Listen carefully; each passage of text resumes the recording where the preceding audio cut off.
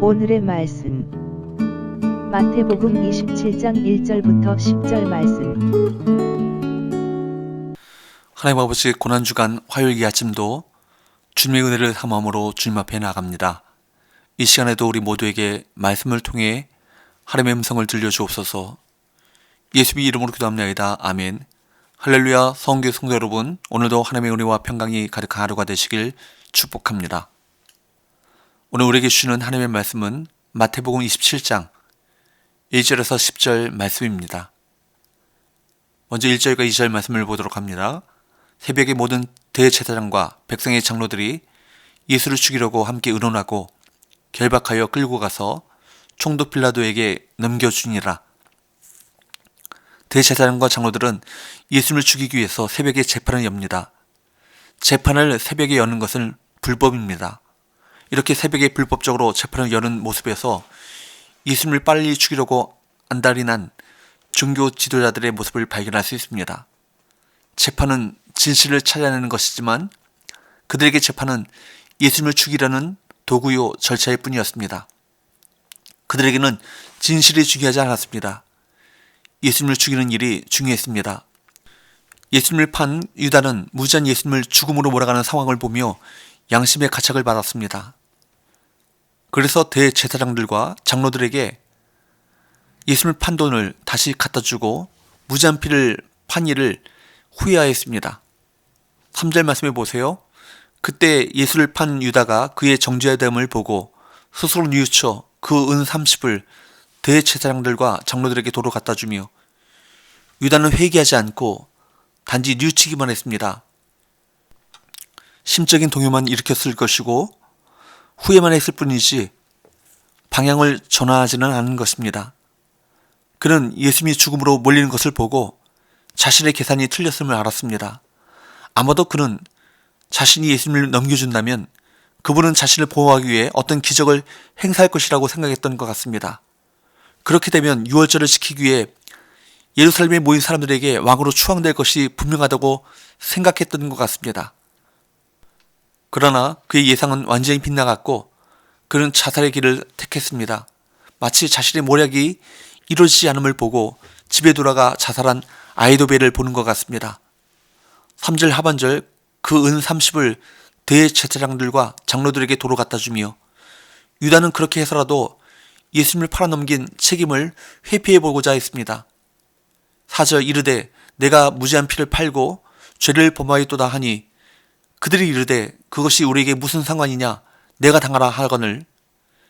그래서 자신이 받았던 은 30을 대제사장들과 장로들에게 도로 갖다 주었지만 그들이 예수님을 놓아줄 리 만무했습니다. 자신이 무지한 피를 팔아 죄를 지었다고 호소했지만 아무런 소용이 없었습니다. 5절 유다가 은을 성소에 던져놓고 물러가서 스스로 목매어 죽은지라. 결국 가룟 유다는 돈을 성소에 던져놓고 스스로 목을 메어 죽습니다. 그는 범죄로 얻은 돈을 내어놓고 자신이 잘못됐다는 증거로 스스로 목숨을 끊었습니다. 가룟 유다가 행한 일은 인간이 자신의 잘못을 깨닫고서 할 수 있는 최대치였습니다. 그러나 그런 행위가 죄를 사하는 데는 아무런 소용이 없습니다. 가룟 유다는 자신의 죄값을 치르기 위해 불의로 얻은 소득을 버렸고 스스로 목숨을 끊었으나 하나님을 찾지 않았습니다. 그는 죄의 문제를 해결하실 수 있는 주권자가 하나님이신 줄 알지 못하였습니다. 7절과 8절 말씀에 보면 대제사장들은 가룟 유다가 성소에 던져놓은 은 30, 즉 예수님의 피값으로 토기장의 밭을 매입하기로 합니다. 그리고 그 밭을 나그네의 묘지, 즉 예루살렘의 연고가 없이 죽은 사람의 묘지로 삼습니다. 대제사장들의 이러한 결정은 일견 괜찮은 것처럼 보입니다. 대제사장들은 스스로 경건하게 행동했다고 생각할 수도 있었습니다.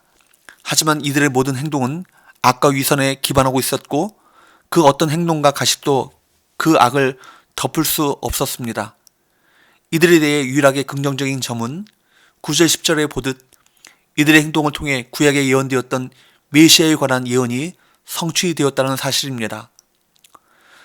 사랑하는 여러분, 우리는 인간 스스로 무엇을 해도 자신의 죄를 담당할 수 없는 무능한 존재임을 깨달아야 합니다.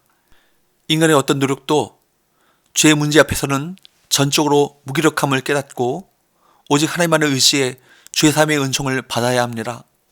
결국 그는 하나님 앞에 무릎 꿇는 대신 스스로 목숨을 끊었습니다. 가룟 유다를 열심당 출신으로 보았던 김영복 목사의 말에 의하면 그는 이렇게 말했습니다.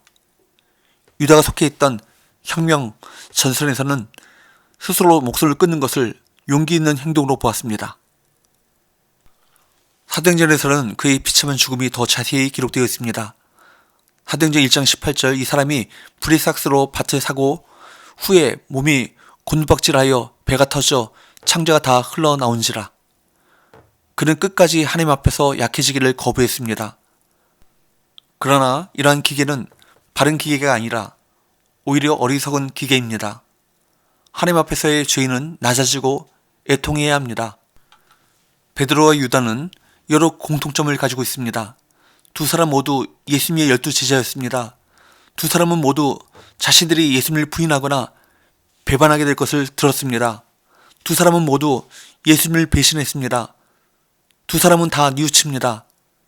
그러나 두 사람은 마지막은 달랐습니다. 한 사람은 위대한 복음의 사도가 되고 한 사람은 비참한 자살로 인생을 끝내고 말았습니다.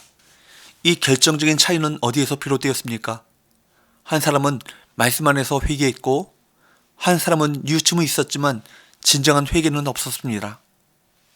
한 사람은 자신의 나약함을 인정하며 하나님 앞에 무너져 버렸고 한 사람은 끝까지 자아를 버리지 않았습니다. 회개는 잘못을 깨닫고 후회하는 것만이 아닙니다. 참된 회개는 하나님 앞에서 끼워지고 무너지는 것입니다. 말씀 앞에 자신이 끼워지는 것입니다. 자신의 무능과 연약함을 깨닫고 하나님께 돌아와 그분 앞에 죄를 고하며 그 긍휼하심과 자비하심을 간절히 구하는 것입니다. 우리는 누구나 죄를 지을 수 있습니다. 문제는 자신의 잘못을 깨달았을 때 어떻게 행동하는가 거기에 있습니다. 베드로처럼 죄를 통곡하고 회개할 때 거기엔 구원이 있고 유다처럼 후회하기만 하고 회개하지 않을 때 거기엔 영원한 멸망이 있습니다. 놀랍고 위대하신 하나님은 구속의 역사를 이루시기 위해 선만이 아니라 악도 사용하십니다. 축복의 잔만이 아니라 분노의 잔도 쓰십니다. 우리는 어떤 도구가 되어야 하겠습니까? 주님의 일에 선한 도구로 쓰임받는 사람들이 되어야 할 것입니다. 남을 섬기는 일, 교회를 세우는 일, 하나님께 영광 돌리는 일에 쓰임받는 성도가 되어야 할 것입니다. 그래서 착하고 충성된 종아라고 칭찬 듣는 종들이 되시기를 축복합니다. 기도합시다.